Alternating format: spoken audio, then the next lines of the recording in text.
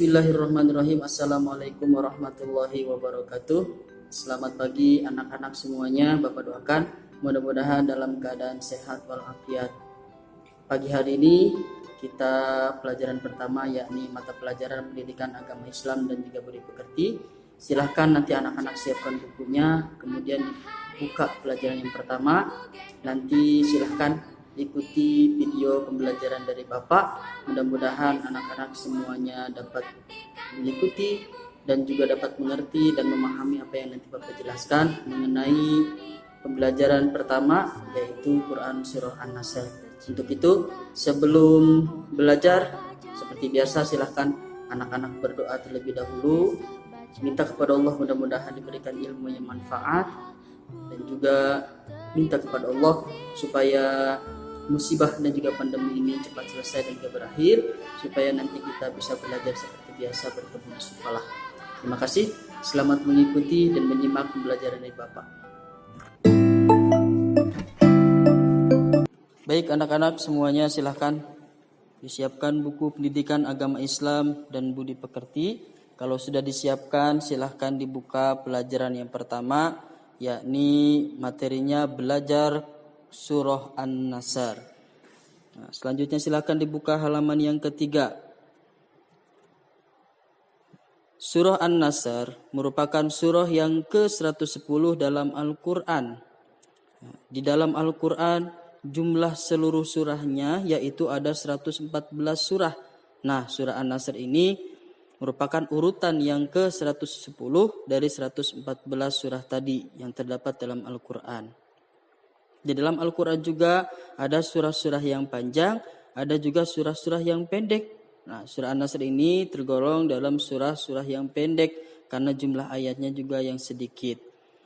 Kemudian surah An-Nasr termasuk golongan surah Madaniyah karena diturunkan di kota Madinah atau setelah Nabi Muhammad SAW hijrah ke kota Madinah, yaitu dari Mekah Nabi Muhammad SAW pindah atau hijrah ke kota Madinah. Kemudian di kota Madinah Rasul mendapatkan wahyu atau turun wahyu, yakni surah An-Nasr. Maka karena diturunkan di kota Madinah tergolong surah Madaniyah. Kalau surahnya diturunkan di kota Mekah maka tergolong surah Makkiyah. Nah, ini kemudian surah An-Nasr. An-Nasr artinya pertolongan. Dan juga surah An-Nasr ini terdiri dari 3 ayat. Mudah-mudahan dengan ayat-ayatnya yang sedikit dan juga surah pendek, anak-anak dapat menghafalkannya dengan baik dan juga benar. Sebelum kita bahas lebih jauh tentang Quran surah An-Nasr, mari kita simak bersama-sama bacaan surah An-Nasr dari Bapak. Silahkan nanti anak-anak ikuti. Mudah-mudahan anak-anak semuanya dapat menghafalkan Quran surah An-Nasr ini dengan bacaan yang baik dan juga benar. Mohon maaf nanti kalau ada bacaan Bapak yang kurang baik atau masih salah. A'udzu billahi minasy syaithanir rajim. Bismillahirrahmanirrahim. Idza jaa nasrullahi wal fath wa ra'aitan nasa yadkhuluna fi dinillahi afwaja fasabbih bihamdi rabbika wastaghfir innahu kana tawwaba. Shadaqallahul azim. Alhamdulillah. Silahkan anak-anak ikuti bacaan surah An-Nasr dari Bapak dan dihafalkan di rumah masing-masing. Selanjutnya silahkan anak-anak buka halaman yang ke-7. Kita akan membahas tentang isi kandungan surah An-Nasr.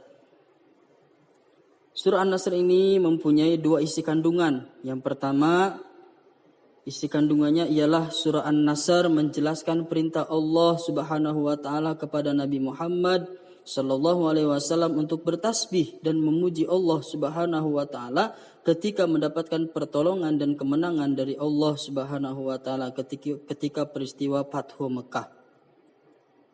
Apa itu peristiwa Fathu Mekah?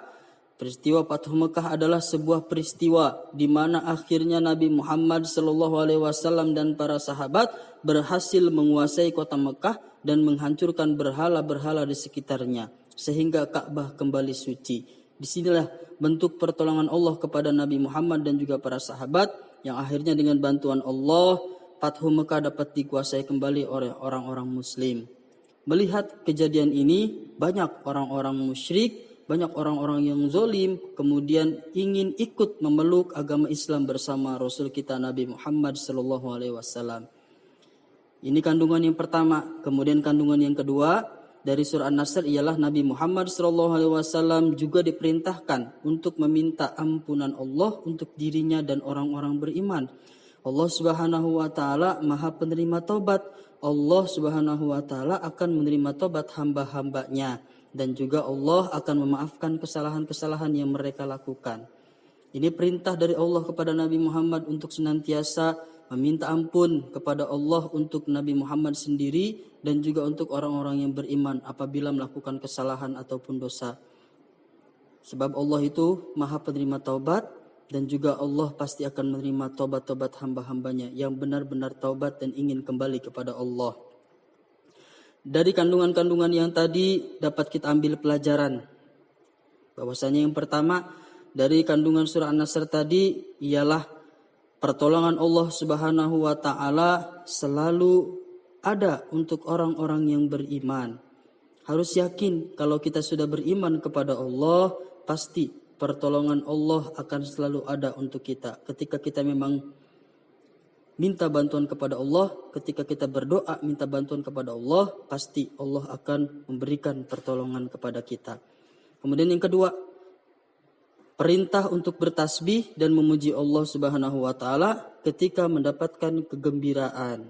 Nah, ketika kita mendapatkan kesenangan, mendapatkan nikmat, mendapatkan kegembiraan, maka cepat-cepat langsung kita bertasbih dan juga memuji Allah sebagai tanda rasa syukur kita kepada Allah atas nikmat yang sudah kita terima, kegembiraan yang sudah kita terima, kesenangan yang sudah kita terima dari Allah yang sudah diberikan kepada kita.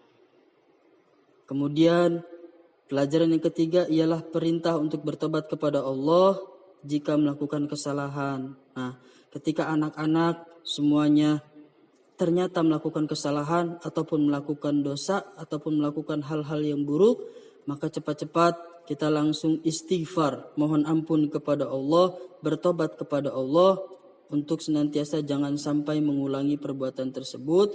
Mudah-mudahan Allah dapat mengampuni dosa-dosa kita ketika kita sudah bertaubat. Inilah pelajaran-pelajaran yang dapat kita ambil dari Quran surah An-Nasr. Nah, sebagai anak muslim yang beriman, mudah-mudahan semuanya senantiasa berusaha untuk mengamalkan pelajaran-pelajaran yang terdapat dalam kandungan surah An-Nasr ini. Dan mudah-mudahan semuanya senantiasa dicintai dan juga disayangi oleh Allah Subhanahu wa taala dan juga Rasul-Nya. Inilah penjelasan mengenai Quran surah An-Nasr. Mudah-mudahan anak-anak dapat mengikuti pelajaran hari ini dan juga dapat memahami yang Bapak jelaskan. Silahkan apabila masih kurang jelas, boleh kalian baca-baca kembali buku paketnya ataupun boleh baca dari buku-buku yang lain, dari referensi-referensi yang lain untuk menambah pengetahuan anak-anak. Nah, dari Bapak dicukupkan sekian untuk pelajaran hari ini. Mudah-mudahan anak-anak dapat ilmu yang bermanfaat dan juga dapat diamalkan dalam kehidupan sehari-hari. Terima kasih.